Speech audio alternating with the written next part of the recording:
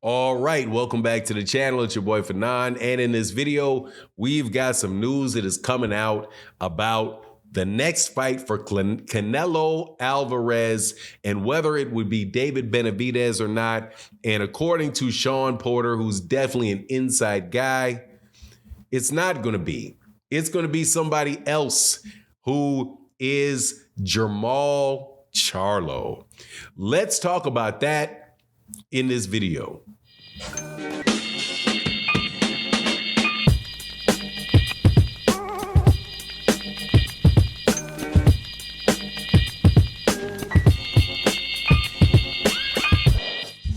All right, welcome back to the channel. It's your boy Fanon, and in this video, we're going to be in the 168-pound division where Sean Porter let something be known, and I think Sean Porter may very, very well be right. And that is that the next fight for Canelo Alvarez, shout out to Kamal Oz, who always got me saying Canelo, Saul Canelo Alvarez. His next fight. Before I get into that, though, let me welcome you back to the channel. If you are new to the channel, please accept my invitation. Hit the subscribe button. Hit the bell icon so you can be notified of when we release more videos. And if you're a longtime subscriber and supporter of the channel, please, thank you so much thank you. Thank you for your support, and please continue to give it. I greatly appreciate it. It's needed, especially to you guys, Matty O, my guy Jeff Miller, Barbara D, and everybody in the super thanks crew that keep the channel going. Thank you. And if you're new to the channel, hey, consider subscribing. We have really good boxing conversations over here. So everybody wants to see Canelo Alvarez fight David Benavidez. That's my take on it. I'm sure there are people out there that don't care. There are people out there that want Canelo Alvarez to fight somebody else, maybe a Dimitri Bivol, maybe there are people that want him to see him fight Terrence Crawford. But I think the biggest consensus is that they want to see Canelo Alvarez fight David Benavidez for the undisputed title at 168 pounds. And I think that that's a situation, and not necessarily for Canelo, but David Benavidez deserves it because he's been a champion in that division. He never lost in that division. He never lost his belt in the ring, and he's definitely taken on challenges to get back in the position to be the mandatory challenge for that belt, and he deserves that shot to be the undisputed champion in the world, in that division. And, you know, I can't say that you deserve a fight with any particular fighter, right? Because it's up to Canelo what he does. But according to Sean Porter, he sees David Benavidez fighting Jermall Charlo on Cinco de Mayo. Now, Cinco de Mayo, as you know, is a Mexican holiday, the 5th of May. It's in the words, right? It's 5th, Cinco, 5, Mayo, May. 5th of May, Mexican. I do believe that's not Mexican Independence Day, but it's a Mexican holiday where there's a lot of fights. A lot of big fights are made, right? A traditional that and like the third week or the second week in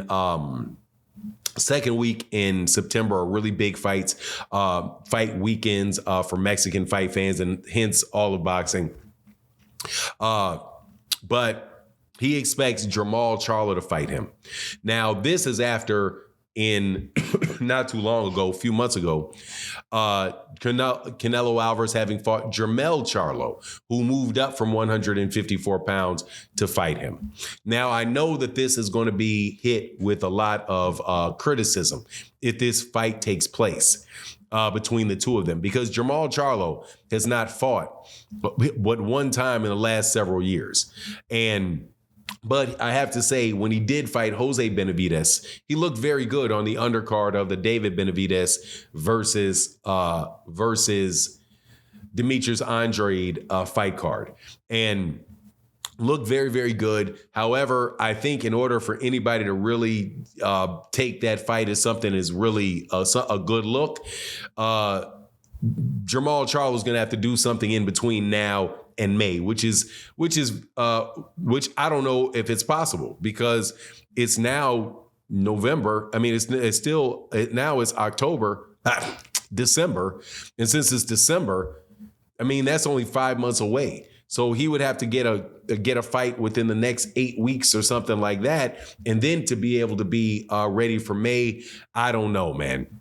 And so it would be looking like a situation where Jermall was getting a fight, and I ain't hating on him for getting it, believe it. I'm not hating on him for getting it at all. And, really considering the amount of money that he would get paid for that fight, man, that's a good thing for him if he gets it, a good thing for him. But I don't think it's really a good thing for boxing. I don't think that it's something where people are really going to consider to be a really scintillating fight heading into it. Again, because of Jermall Charlo's very long absence and only having one fight come back against Jose Benavidez, which is really not a big, which is not anywhere near a level of fight that you would, think that you needed to be in order to prepare for Canelo Alvarez. But again, that fight, though, Jermall Charlo really did beat Jose Benavidez, and he beat him quite easily. So, I mean, anything is possible, but really and truly, I think it's safe to say that most people would really prefer to see the David Benavidez fight. If Canelo does not take the Benavidez fight, then that's just going to be a bad look for Canelo Alvarez. There's also been another name bandied about for a fight with Canelo, which is Jaime Munguia. Now, for me, I don't see a difference between him fighting Jermall Charlo and him fighting Jaime Munguia right now, because Jermall Charlo is at least somebody that is proven, throughout the totality of his career that he is a high level fighter. He's a 160 pounder. They just fought closer to 168 pound weight division. He's a skilled, talented fighter. Jaime Munguia to me is nothing but a hype job. He's somebody that got a belt several years ago, and his camp has kept him completely hidden away from taking another chance to fight any of these other guys. I think he's just a body really and truly just a body to put out there in front of Canelo Alvarez. I don't think that I don't think he's remotely earned that shot at Canelo Alvarez. The other problem with that particular fight is I don't know how they're going to really make that fight, because Jaime Munguia is represented by Oscar De La Hoya. And I don't know if Canelo Alvarez is doing business with Oscar De La Hoya. I don't know if he's going to go out of his way to give an Oscar De La Hoya fighter a shot, seeing as him and Oscar De La Hoya are not on, they're not really on working terms. Now, Canelo Alvarez is on good terms, I do believe, with DAZN, and has fought on DAZN several times, but I don't think since he had that break with Golden Boy that he's actually fought a Golden Boy fighter. So, anyway it goes, man, Canelo Alvarez is in a situation where he is going to do whatever he wants to do. And there isn't going to be any change in his mind. There isn't going to be any pleas by the public, bad mouthing by the public. They're going to make Canelo Alvarez do anything that Canelo Alvarez doesn't want to do, that Eddie Reynoso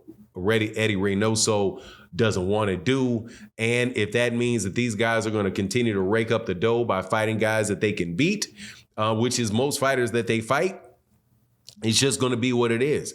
And then the fight with David Benavidez is just going to have to wait.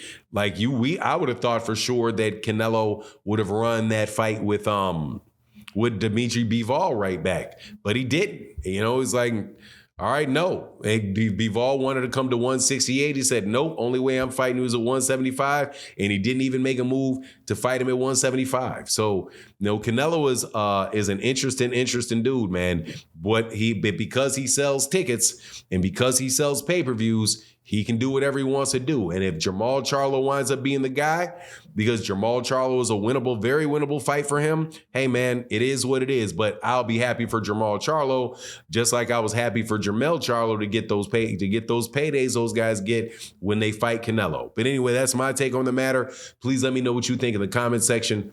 And with that, I'm out. Deuces.